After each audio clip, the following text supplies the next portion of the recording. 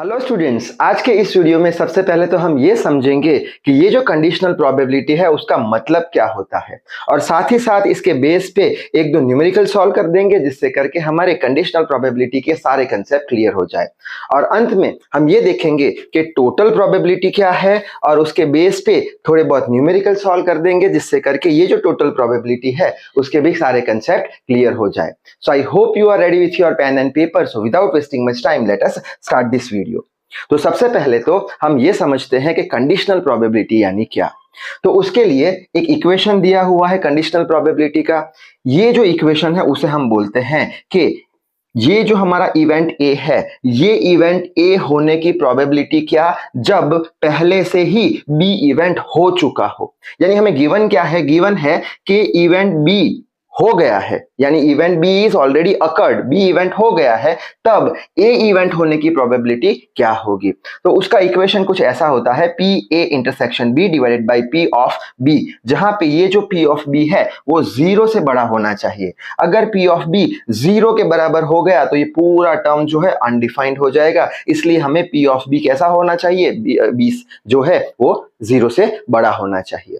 अब यही चीज को और अच्छे से समझते हैं। कौन सी चीज हमें समझनी है कि कंडीशनल प्रोबेबिलिटी यानी बी इवेंट हो चुका है, यानी कंडीशन दी गई है कि बी इवेंट इज डन, हो गया है, और उसके रिस्पेक्ट में ए इवेंट होने की क्या प्रोबेबिलिटी होगी।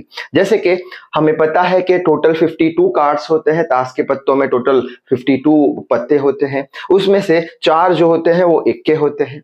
अब हमें दिया क्या गया है, कंडीशन क्या दी गई है, कंडीशन ये दी गई है कि हमें ये चारों में से एक इक्का निकाल दिया है, हमने कोई भी एक इक्का निकाल दिया है, यानी कि कंडीशन क्या हो गई, बी एक इक्का निकाल चुके हैं।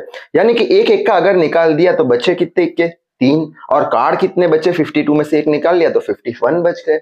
अब हमें पूछा क्या है, हमें पूछा क्या है, प्रोबेबिलिटी अब ढूंढो कि एक इक्का निकले, यानी कि हमें 51 में से 3 इक्के में से एक इक्का निकालना है, उसकी प्रोबेबिलिटी ढूंढनी है। यानी कि बी क्या है, बी क्या है, गिवन है, कंडीशन है कि एक इक्का आप निकाल चुके हो, बाद में हमें एक और इक्का निकालने की प्रोबेबिलिटी ढूंढनी है, तो इसे हम कंडीशनल प्रोबेबिलिटी बोलेंगे। यानी कि यहाँ पे जो इवेंट ए है, ये इवेंट ए होने की जो प्रोबेबिलिटी है वो इवेंट बी पे डिपेंड करती है। ठीक है, तो यहां से भी हम समझ सकते हैं दूसरी तरीके से कि अगर हमें पूछा है कि फाइंड करो प्रोबेबिलिटी इवेंट बी की, जबकि इवेंट ए पहले से ही हो चुका है, तो उसकी प्रोबेबिलिटी क्या होगी, सेम होगी, पी ए इंटरसेक्शन बी, लेकिन नीचे कौन सा आ जाएगा, जो गिवन में होगा वो नीचे आएगा, जो गिवन में होगा जो नीचे आएगा। यानी कि नीचे क्या आने वाला है, जो पहले से ही हम कर चुके हैं उसका आंसर आएगा।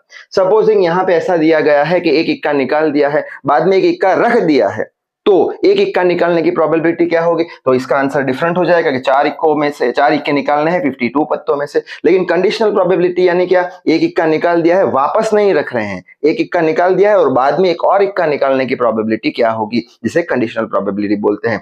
आई होप आपको समझ में आ गया होगा। अब यहाँ पे अभी अभी हमने इक्वेशन देखा कौन सा, कि ए इवेंट होने की प्रोबेबिलिटी कितनी होगी, जबकि बी जो इवेंट है वो पहले से ही हो चुका है, तो उसका आंसर कुछ ये था इक्वेशन। अब इसमें से हम इसे अगर सब्जेक्ट बनाते हैं तो इसको इधर ले जाएंगे तो ये इक्वेशन मिल जाएगा।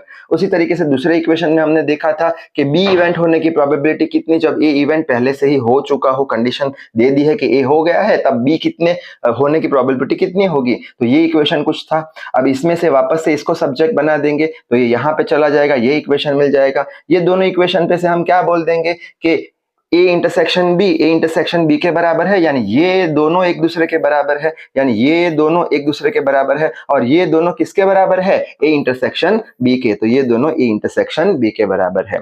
अगर 3 इवेंट दी गई हो तो उसका इक्वेशन ये होगा, A intersection B intersection C is equals to P of A, P of B given A into P of C given A intersection B. ठीक है, 3 इवेंट में ये इक्वेशन का यूज करना है, 2 इवेंट में ये इक्वेशन का यूज करना है। ये इक्वेशन अगर नहीं याद होता तो भी कोई बात नहीं, क्योंकि हमें ये इक्वेशन तो याद है, तो उस पे से ये इक्वेशन बना सकते हैं। ठीक है, अब न्यूमेरिकल देख लेते हैं इसका। न्यूमेरिकल में क्या है, in producing screw let A mean screw too slim, यानी ए जो इवेंट है, यानी ए स्क्रू सिलेक्ट करने की जो प्रोबेबिलिटी है उसे क्या बोल देंगे, स्क्रू टू स्लिम, यानी स्लिम स्क्रू हमने सिलेक्ट किया है।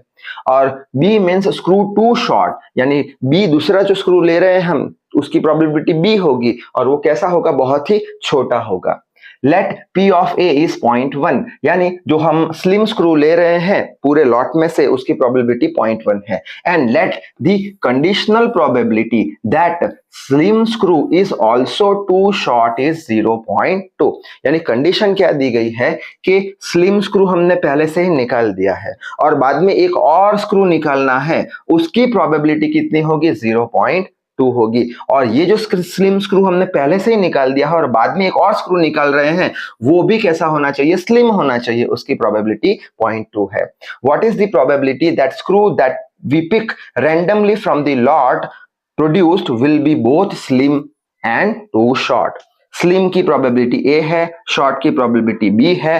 अब अगर ये पूरा लॉट है उसमें से रैंडमली एक स्क्रू निकाले तो वो एक जो स्क्रू है वो शॉर्ट भी हो सकता है या स्लिम भी हो सकता है, उसकी प्रोबेबिलिटी क्या, यानी कि कॉमन पार्ट आने वाला है, यानी हमें ए इंटरसेक्शन बी ढूंढना है, ए इंटरसेक्शन बी ढूंढना है। यहाँ पे प्रोबेबिलिटी बी ऑफ ए दी गई है तो बी ऑफ ए का इक्वेशन पढ़ चुके हैं, P of A intersection B divided by given क्या है, पी ऑफ ए है। हमें इसकी प्रोबेबिलिटी चाहिए, स्लिम भी होगा और शॉर्ट भी होगा, तो इसको सब्जेक्ट बना देंगे तो ऐसा कुछ इक्वेशन बन जाएगा। पी ऑफ ए देके रखा है न्यूमेरिकल में, पी ऑफ बी गिवन ए भी दे के रखा है 0.2, तो हमें आंसर मिल जाएगा कि 2% चांस होंगे कि वो स्क्रू स्लिम भी होगा और शॉर्ट भी होना चाहिए।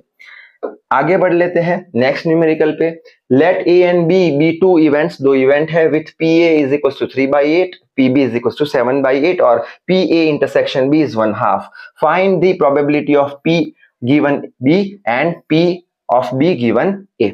सिंपल सा इक्वेशन अप्लाई करना है इसके लिए, ये अभी हम पढ़ चुके हैं, P इंटरसेक्शन B PB सारी की सारी चीजें दी गई है, ये रहा इंटरसेक्शन 1/2, ये PB ये रहा, हमें आंसर मिल जाएगा। उसी तरीके से हमें दूसरा आंसर ढूंढना है P B ऑफ A, उसमें भी ये इंटरसेक्शन B देके रखा है, यहाँ पे प्रोबेबिलिटी A की भी देके रखी है, सिंपल से हमें आंसर मिल जाएगा। अब ये न्यूमेरिकल में एक मोस्ट इंपॉर्टेंट नोट हमें याद रखनी है कि अगर P of A intersection B हमें नहीं दिया है, हमें तो ढूंढना पड़ेगा compulsory. Instead of P intersection B हमें दिया है P यूनियन B दिया है। कौन सा दिया है हमें, P यूनियन B दिया गया है, तो उसमें से P इंटरसेक्शन B कैसे ढूंढेंगे, तो उसका इक्वेशन हम पिछले वीडियो में पढ़ चुके हैं। एक्सियोम्स में कौन सा है, P union B is equal to PA plus PB minus P intersection B। P union B देके रखा है, पी ए यहाँ पे देके रखा है, पी बी भी यहाँ पे देके रखा है, तो उससे हमें पी इंटरसेक्शन बी मिल जाएगा और यहाँ पे हम आंसर रख देंगे। तो ये सारी बातें थी कंडीशनल प्रोबेबिलिटी की। अब हम आगे बढ़ते हैं टोटल प्रोबेबिलिटी की तरफ। टोटल प्रोबेबिलिटी का ये इक्वेशन हमें याद रखना है, कौन सा है, P of A is equal to P of B1 into P of A given B1 plus P of B2 into P of A given B2। अब ये इक्वेशन क्या बोल रहा है वो अच्छे से समझ लेते हैं।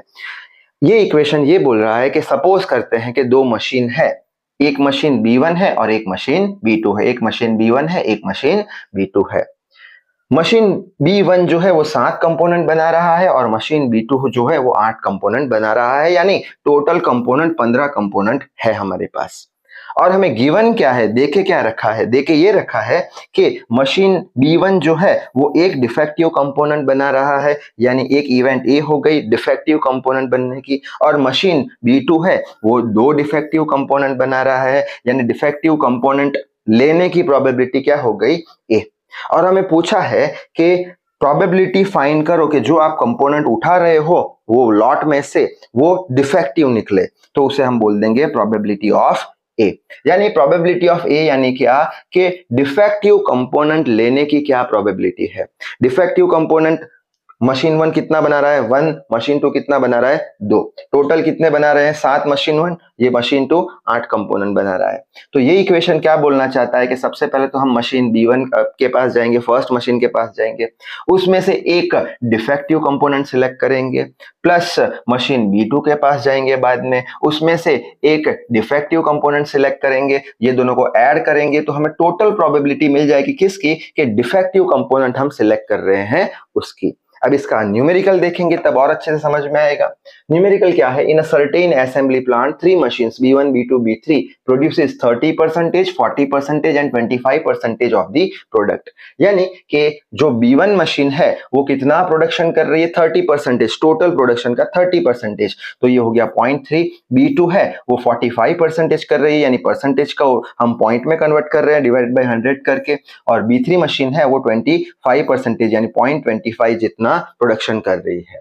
और गिवन क्या है? It is known from the past experience that 2%, 3% and 2% of the products made by each machines are defective. यानी गिवन क्या है? गिवन ये है कि B1 मशीन पे जाओगे तो डिफेक्टिव प्रोडक्ट कितना बनेगा? 2% यानी 0.2। B2 मशीन के पास जाओगे तो उसमें से डिफेक्टिव प्रोडक्ट जो हम सिलेक्ट करेंगे उसकी प्रोबेबिलिटी क्या होगी? 3 यहाँ पे लिखा है 3/100 0.3%। B3 मशीन के पास से डिफेक्टिव प्रोडक्ट उठाओगे तो उसकी प्रोबेबिलिटी कितनी होगी? 2% यानी 2/100 0.02।